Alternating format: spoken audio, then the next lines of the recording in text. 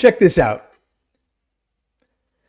There is a line of thinking in the Hebrew Bible that goes something like this.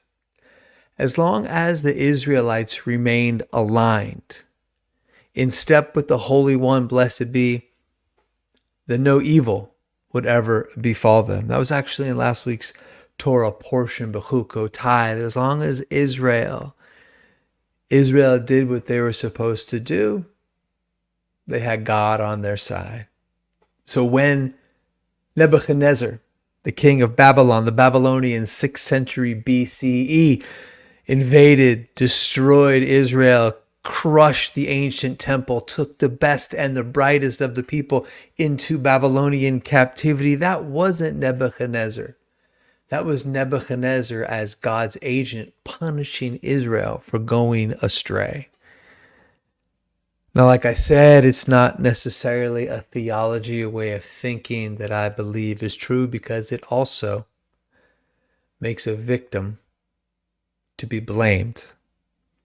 And I don't think that's right. I don't think that holds up. I think there are plenty of people who don't do any evil and suffer in life. And I think there are far too many people who are not people I look up to, but who die at the ripe old age in their beds. This idea of only we can defeat ourselves, that is kind of what it is once you take God out of it. That idea that we bring things on ourselves, like I said, doesn't work in all cases. But I just got back from Israel, and they are a traumatized people right now. It was incredible to be there, and it was hard to be there. They're tired.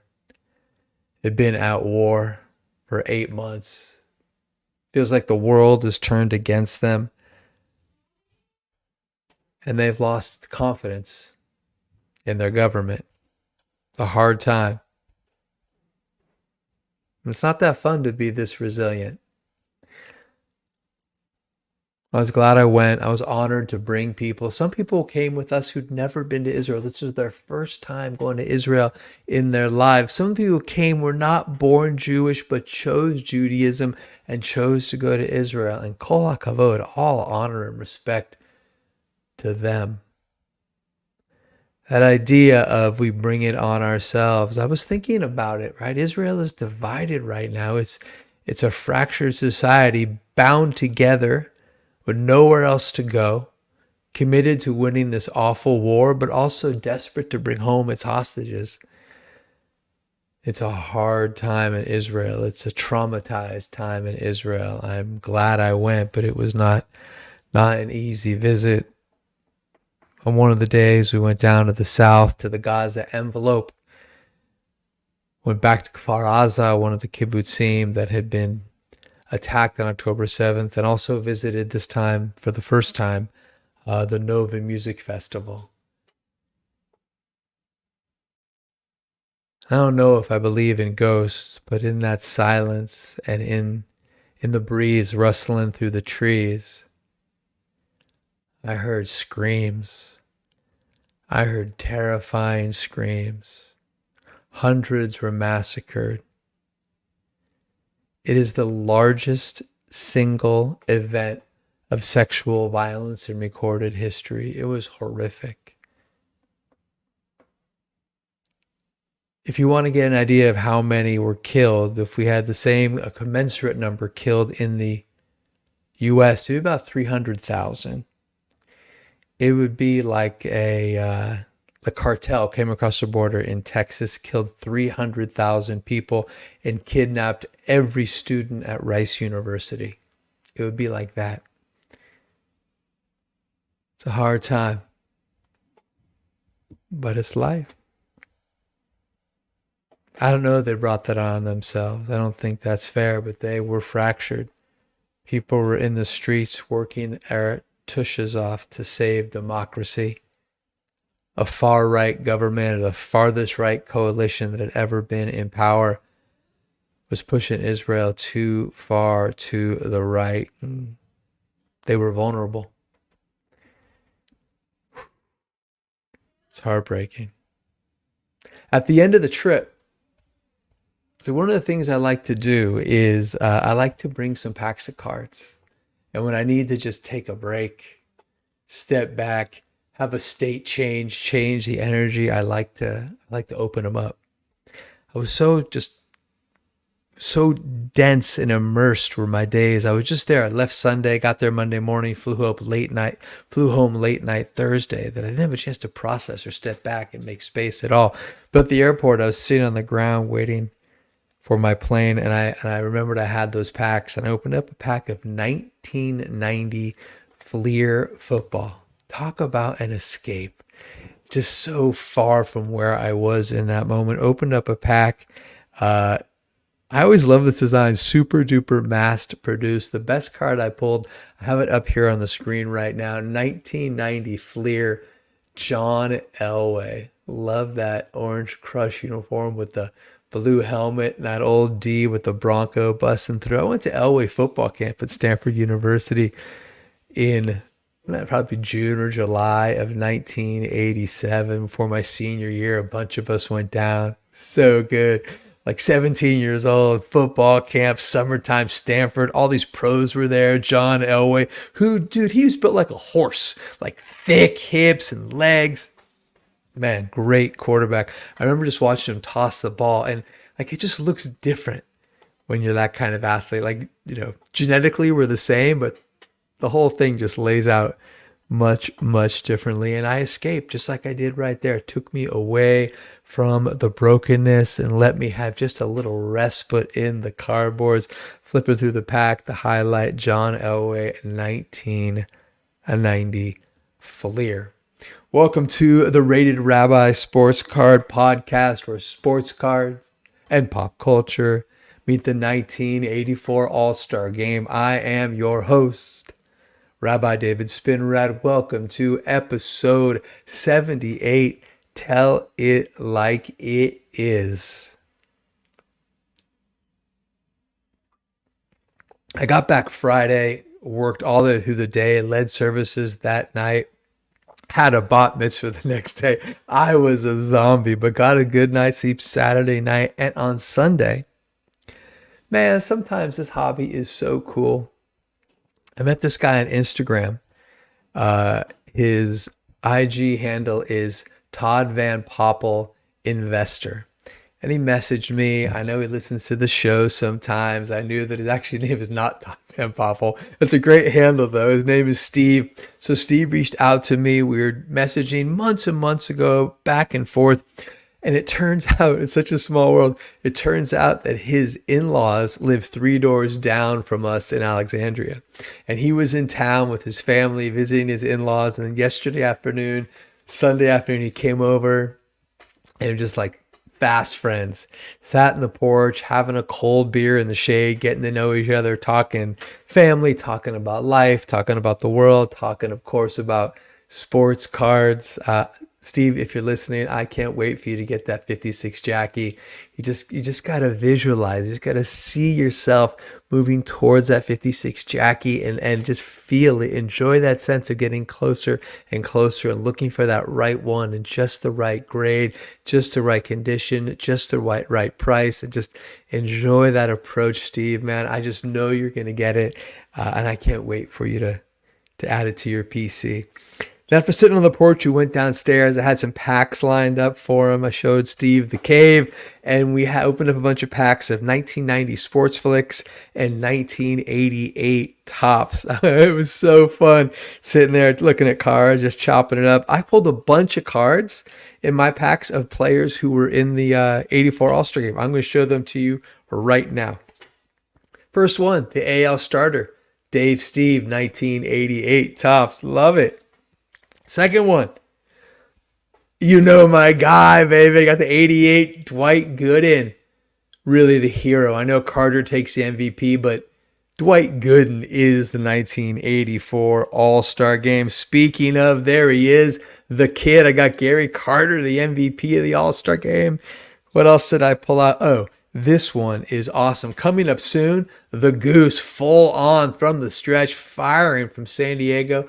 he'll close it out for the National League in an episode coming soon. And finally, I think one of the coolest cards on your screen, 1987 Record Breakers. It's a horizontal card, strong red background. It's got two images of Eddie Murray, one of Eddie from the right side, one of Eddie Murray from the left. And it says, Eddie Murray, Orioles, most consecutive games, switch home runs. Kind of an obscure stat, but what it says on the back is Eddie Murray. Murray belts switch home runs in 2 straight games.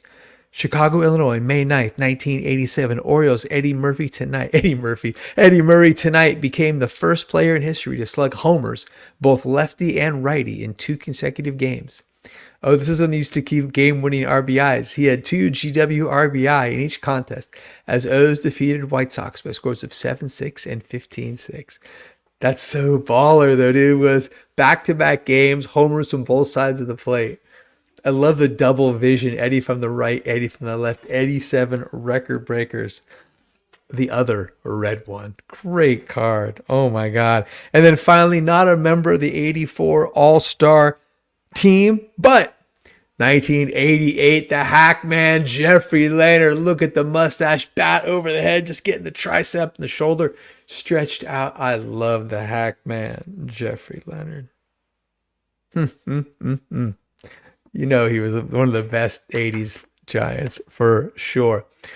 All right, top half of the 8th inning. Mario Soto on the hill for his 2nd inning. Batting in the 8th spot for center fielder Chet Lemon is this guy, Jim Rice, man. Such a baller and kind of doesn't get the love he deserves. Let me give you some info on Jim Rice. Plays 16 years, left field and DH, all for the Boston Red Sox. Did you know that for a half a century, the Red Sox have a Hall of Famer in left field? It goes from Ted Williams to Carl Yastrzemski to the big fella, Jim Rice. 16 seasons. He's an 8-time All-Star, 77 to 80, and then 83 to 86. 1975, his rookie year, he finishes 2nd behind teammate Fred Lynn, who has like the iconic, I got to do a Fred Lynn dive. 1975, Jimmy Rice finishes 2nd in the Rookie of the Year and finishes 3rd in the MVP. Fred Lynn goes MVP Rookie of the Year. Tell me that's not a swinging one. Oh my God, dude. Center field, plays in the World Series against the Big Red Machine, Rookie of the Year and MVP. You know what my favorite Fred Lynn card is? 1980. I love it. That purple, he's an all-star. I love it. That's actually, I think it might be a fun build. Do the 1980 All-Star team. It's my 2nd favorite All-Star set after the 1978. Jim Rice at the plate. What else can I tell you about him? 1978. Rice wins the most valuable player. Plays 163 games because that's the Bucky F and Dent game, right? Goes 163 games. Plays every game. Leads the major leagues in plate appearances, at-bats, leads in hits, triples, home runs with 46, and RBIs with 139, wins the MVP, also leads in slugging, OPS plus, and total bases. Jim Rice, 1978 MVP. One more stat. Jim Rice is to this day the only player in Major League history to have 3 consecutive seasons of 35 or more home runs, 100 or more RBIs, and 200 hits. 35 homers, 100 RBIs, and 200 hits. He hit for power and for average. One guy has done it for 3 consecutive seasons. That's Jimmy Rice, 1977, 78, and 79. Oddly, though, he's not elected to the Hall of Fame until his very last year of eligibility, which is 2009. I don't know. They said that his numbers don't hold up well in today's advanced statistics. I don't know. You know what I love? I love his 1978 top. So that smile. Jim Rice, such a baller. Rice at the plate against Soto, and Howard calls him the big man with the big smile. Man, Howard Cosell was one of a kind. He kind of is the voice underneath. He and Al Michaels are really kind of carrying it. It's the first time. It's episode 78. We haven't really featured Howard Cosell. One of a kind, a giant in sports broadcasting. Really one of the very first, if not the first announcer to be as outspoken as he was. He was not a sycophant. He had his own identity. Huge egomaniac, right? He was the star in his mind, but he was excellent. At first he was ridiculed, but then after a while, everybody tried to copy him, but he was one of a kind. Ridiculed, then copied. Brooklyn boy, first became an attorney because his mother wanted him to, but he was miserable. So Howard gets into broadcasting, which was his love. One of his first big breaks, 1962, does a pre and post game with Ralph Branca for the expansion New York Mets. As the 60s comes on, he's building up his resume, and he really did it all. He did baseball like he does here on Monday night. The All-Star game. He also did Monday Night Baseball. He did the Olympics. He actually was bringing updates from inside the Olympic Village in the 1972 Summer Games in Munich. If you remember Black September, the Palestinian terrorists, PLO comes in, murders a bunch of Israeli athletes. Nothing ever changes. The whole drama, excellent documentary, by the way, by Steven Spielberg. But Cosell is in the Olympic Village doing updates. He's mostly and most famously known for not Battle of the Network Stars. I know West Coast Jewish Chris loves him for Battle of the Network Stars. Howard is most famous for boxing and football. Everyone knows about his relationship with the champ Muhammad Ali. Was a huge supporter of Ali. There's some incredible interviews between them, just like two articulate, witty men going back and forth with genuine respect and affection. Howard, you remember, was a huge supporter of Ali when Ali was a conscientious objector and would not go to Vietnam. Howard was actually a big supporter of social justice causes many times in his life. He was very supportive of what are the names? John Carlos and Tommy Smith, 1968, Mexico City, the Black Power salute. He supported them. He was very critical of the what's that clause called? You're such a knucklehead. The reserve clause in baseball. He was very against that, and he brought a legal mind to it. Right, there was a justice mind, and he was also an attorney. Boxing and football and boxing. A legendary announcer. What do we know? It's not an Ali fight, but we know 1973, Kingston, Jamaica. George Foreman versus Joe Frazier. That is the down goes Frazier. Down goes Frazier. Down goes Frazier. That's that one.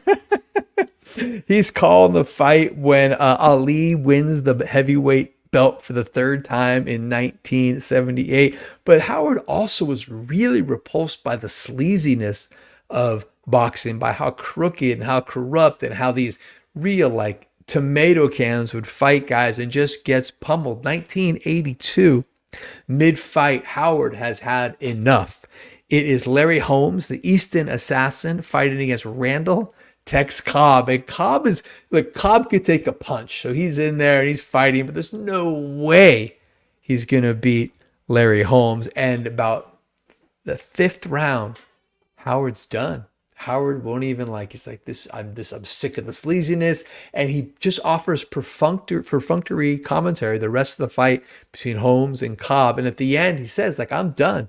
I'm not going to announce any more boxing ever again. Remember Randall Tex Cobb? I got a Randall Tex Cobb. I got a few Randall Tex Cobb things for you. Here's actually an image of Randall Tex Cobb getting punched hard in the jaw. Look at his face. Holmes connects on a straight right. His head is just... Randall Tex Cobb could take a bunch. You might also remember Randall Tex Cobb from Fletch Lives 1989. You might remember Fletch gets thrown in a Louisiana jail cell, and his cellmate is Randall Tex Cobb. He's in jail for molesting a dead horse. It's true. I know. I remember this. And he says to Fletch, "Take off your pants." And Fletch says, "I don't even know your name yet." I don't even know your name yet. And Randall Tex Cobb's character goes, "Bend over." And Fletch goes, "Ben, good to meet you. I'm Victor Hugo." Randall Tex Cobb as Bend Over 1989. Fletch Lives. I told you, man. Sports cards, pop culture, the 1984 All-Star game. Randall Tex Cobb in Fletch Lives. What else can I tell you? I got to tell you, 1985, sort of the end for Howard Cosell. You might remember that Monday night football game. Redskins wide receiver Alvin Garrett. Cosell says, "What a little monkey really gets loose." Howard, you don't call black people monkeys. It's racist. He gets suspended by the network. Interestingly enough, though, Ali comes to his defense. Alvin Garrett comes to his defense. But Howard had made enough enemies in the course of his lifetime that, and he pushed enough boundaries to get on enough nerves that he couldn't get away with this one. You know, I don't know if he should have, he shouldn't have, but it was sort of the end. The little monkey comment about Alvin Garrett, 1985. Got one more thing for you on Howard Cosell. 1980, December 20th, 1980. It's a Monday night football game. Jets are playing the Dolphins. David Woodley quarterbacking for Miami. Richard Todd for the Jets, throwing deep passes to Wesley Walker. During that game, it's found out that John Lennon had been assassinated. And Howard Cosell breaks into the broadcast and says, "I don't want to have to do this, but I have a journalistic responsibility." And he announces Lennon's assassination on Monday night football. I got a card for you. 1994 action-packed Howard Cosell Monday night football. I always like these action-packed, kind of like a thick stock, a little like embossed raised cards, rounded corners. It says action-packed in the top left, bottom right just says Howard. 1994 action-packed Howard Cosell Monday night football. Tell it like it is. These are very nice cards.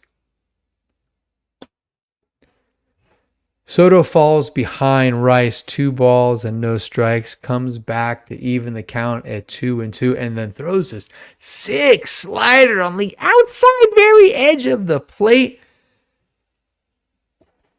And Rice is a strikeout victim. During the at-bat, Howard mentions the AL bench still has outfielder and fellow Red Sox Tony Armas, and wonders if Joe Altobelli will get Armas into the game with the NL ahead by a run. One short swing of the bat could tie it up. Talking about Armas, and Armas is one of those guys that had a pretty good career, kind of forgotten. I remember Armas from the 70s and like the early 80s playing with the Oakland A's. In fact, in 81, he led the American League during the strike year in home runs. He played right field for the A's. Ricky was in left, and 6 consecutive time Gold Glover Dwayne Murphy in center. I remember Dwayne Murphy, like the first guy I knew who like crowned his hat. He had wore it like down, like tilted forward, pimp style, crowned it. He and Rodney Cline Carew crown of a hat. Armas goes over in 83, gets traded from the A's to Boston for this guy. I pulled this card yesterday too when I was with Steve. This is the 1988 Carney Lansford. Lansford was a good third baseman. Good glove, decent hitter. Kind of one of those guys forgotten at time. Carney, part of that great 1989 A's team. 1984, Armas, though, has his career year, leads the league in home runs, hits 43, leads the league in ribbies with 123, moves over from right to center. That's pretty impressive. Check out this outfield. You've got Rice in left, Armas in center, and Dwight Evans, second best arm of all time behind Dave Parker, in right field. Armas plays center. After that, he goes on and plays a few more years with California. The father of pitcher Tony Armas. Tony Armas Jr. was a member of the Expos when they moved to Washington. He's a member of that first Washington Nationals franchise, and I am full of arcana, marginalia, facts, and useless information. One out, Buddy Bell comes to the plate, swings 0-1, and pops it up. Ozzie drifting over, makes a catch, 2 up and 2 down. That brings to the plate the handsome Damaso Garcia, who swings hard on the first pitch. If you ever remember Candlestick Park, huge foul ground. It and the Coliseum, because also multi-purpose for football. Huge foul ground, Candlestick. It's crazy. And Ozzie gives this long run all the way from short, all the way over to the stands, makes the catch on the Damaso Garcia pop foul, side retired, 3 up, 3 down. Heading to the bottom of the 8th with the National League leading 2-1. Cut to commercial. And it's a commercial for the ABC Love Report. And they have a segment on the Jane Fonda Workout. Man, you remember Jane Fonda. I'm bringing her up on the stage. There she is in the video. Got the leotard. Got the unitard, got the leg warmers. Look at you, Jane Fonda, doing your Jane Fonda workout. You should take Jane Fonda seriously, though. That woman was an entrepreneur. Check this out. Book release, Jane Fonda Workout, released 1981. 1982, out comes the VHS. Check this out. The Jane Fonda Workout on VHS is the first non-theatrical VHS to top the charts in sales. The Jane Fonda Workout, let me give you some stats here, sells 17 million copies from 1982 to 1995. It is the top-selling VHS for 6 consecutive years. It is number 1 on the charts for 41 straight weeks, on the charts for 275 weeks. Sparks a boom in women's fitness, right? No pain, no gain. Let's get physical. That's Olivia Newton-John, which you know what I mean. The leg warmers. The video in $1984 was $59.95. Let's translate that to 2024. That video, a tape cost $189 in today's money. Jane Fonda, fitness guru, entrepreneur. The Jane Fonda Workout. What's that you'd say? You know what I'd love to see, Dave? I'd love if you had a Jane Fonda Workout card to show me. As a matter of fact, I do. There she is. Got that high VC. Look at those abs working. Hip flexors. All of that. Perfect. Toes pointed. Yellow leg warmers. Check you out. Jane Fonda on the workout. Let me see if I can get that clear for you once you get a good picture. You get the idea. Jane Fonda Workout card. It's a playing card. Queen of Spades.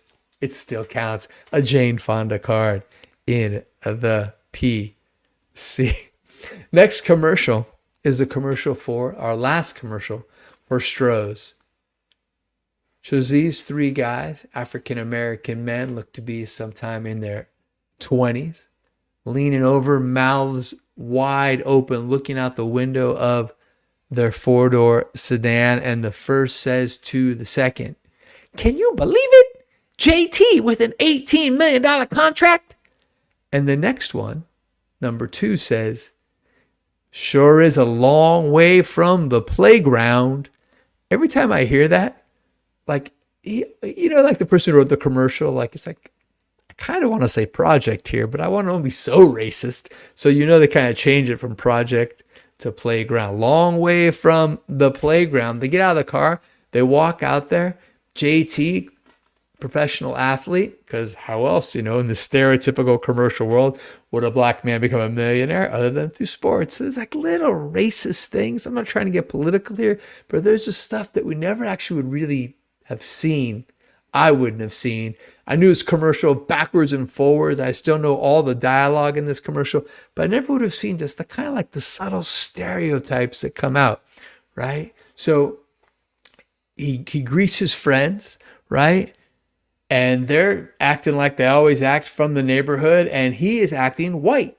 They go, JT, my man, JT. And he said, that's the guy with the jacket. That's the guy who's a pro athlete. Over his shoulder, he says, Richard, Timothy. Kind of sounds like Mr. White by Eddie Murphy in that one segment where he dressed up white and saw what the world was like through the lens of a white person's eyes. Richard, Timothy. Then he breaks character, and they're walking through the house, and one says to JT, yo, man, but where is the Strohs? And then in this picture, JT says, out by the pool. And they all answer in unison, the pool. Commercial cuts. The entire pool is a cooler filled with cans of Stroh's and Stroh's Light. Then you hear the last little line is one of them says, now that's what I call a cooler. I got a Stroh's card for you too. I've had this one forever, wanted to show it to you. Stroh's and Stroh's Light. Stroh's, it's a card. It's also a playing card. 9 of hearts. Still counts. I got a Stroh's card for you. Ugh. All right.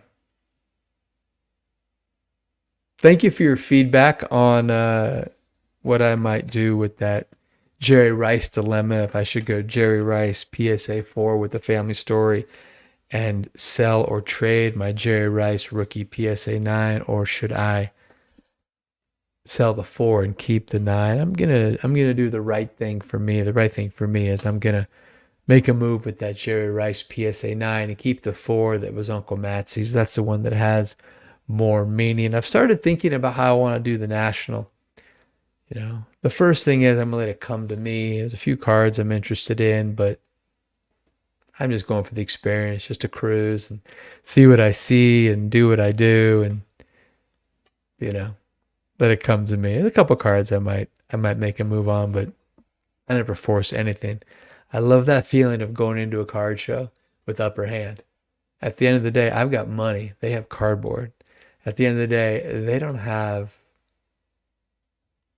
anything I need. They only have things I want. And I definitely have something they need. I have money. You always remember that, man. Like, we're the consumer. We have the power. And the kind of cards I want, they aren't so rare, They're beautiful, they're special, they're works of art, but they're not one of a kind. They're not original artwork. They're not even lithos. They're mass-produced bits of Americana. Just remember, we got the power there. So I'm going to make a move to get rid of the Rice. I'm also thinking I might make a move to get rid of this card. This is the 1955 Topps Roberto Clemente, his rookie card. Absolutely, positively one of the most iconic cards in the hobby. Shown it here on the screen. It's a PSA 2. It's got nice color. It's got nice registration. It's got poor centering, very typical with this grade to be down and to the right. And bought this one raw as part of a lot. A couple other cards I bought at a card show. Even if it was in a higher grade, for some reason, this card doesn't do it for me. 55 Koufax rookie, I like that. But you gotta have a collection that you love. So even though I think Clemente is awesome, I don't need this card. If I'm gonna have a Clemente card, I don't think I need to have this one. It doesn't move me like I know it moves other people. I know that, he's just behind Mantle, Mays, and Aaron, and Jackie in the 50s. But I'm just, the heart wants what the heart wants. And I actually don't really want that card. The card I love of Clemente is this one. 1971 Topps, third to last card, second to last season, of course, because he dies before the 73 season, but Topps still issues his card. 71 Topps is a gorgeous set, black beauty, super conditionally sensitive. I love this Clemente. If you're watching on the screen, let me break it down. The first thing you do is you look at his eyes, right? It's an older Clemente. This is the season where they will win the World Series and he'll win the MVP. It's Three Rivers behind him. Look at his eyes, and then you wonder where his eyes going. His eyes, you follow down, you see the barrel of the bat really coming right at you, right towards the camera's eyes to the bat. Bat then draws you to the borders of the card. You'll pull back, then you see, oh, it's a nicely centered card. In fact, it's got that NBA gold sticker on top for whatever it's worth. And then you see that the lowercase-ish, but all caps, which is a weird thing to say, logo, very 1970s. Pirates is in a yellow that matches his hat, that matches the piping on his sleeves, the black borders matching the black of the sleeves underneath his jersey and the pirate letters, and of course his number 21, the all lowercase Roberto Clemente outfield. This is a gorgeous card. I love this card so much more than the 55, right? This is, I was the 16th year, but this is the card I want. PSA 6. It's a funny journey, man. When I first got into collecting, I didn't really know how to collect yet. And I looked at grades. And the first big card I bought it at the Chantilly show and got a PSA 8 that was ugly. All right, it was an 8. It was an old 8. I didn't know, the guy was only too happy to take my money. Not beautifully centered, had edge wear. I think it was a 0 label. So, probably a 7 on a technical grade. Then I sold it, made a little profit, and then downgraded to a 7. And then I saw this one. I'm like, let's keep going. Let's see how good of a 6 I can get. So I've gone from an 8 to a 7 to a 6. And I like this example best of all. The only thing that's really knocks it down, it has a little ding in the top left corner. But beautifully centered, great registration, bright color. And this is my Roberto Clemente card. I'd rather have the money than those 55. What else?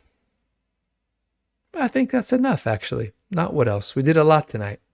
Talked about that theology of how only Israel can defeat Israel. Thought about it in the context of my recent trip to Israel and recognizing what a fractured time this is in Israeli society. Had a great time with Steve, Todd Van Poppel, investor, yesterday. Had a beer on a porch, looked at some 88 Topps, some of which I showed you. Then we got into the game, little dive into Howard Cosell, tell it like it is. That's super cool. 94 action packed. Had to do a gratuitous sidebar into Randall text Cobb and Fledge lives. Thank you for humoring me. Tony Armas, Jane Fonda Workout, JT with an $18 million contract out by the pool. The pool. All right. I'm going to get out of here until we meet again. Hey, listen, thank you. What an odd little thing. I'm talking to myself, and then at some other time you're listening, and then occasionally leave a comment. I love it. I love it. I truly do, and I really appreciate you. Please give a like and a subscribe, and more importantly, tell a friend. Until we meet again, may you be blessed and may you enjoy health and long life. So long for now.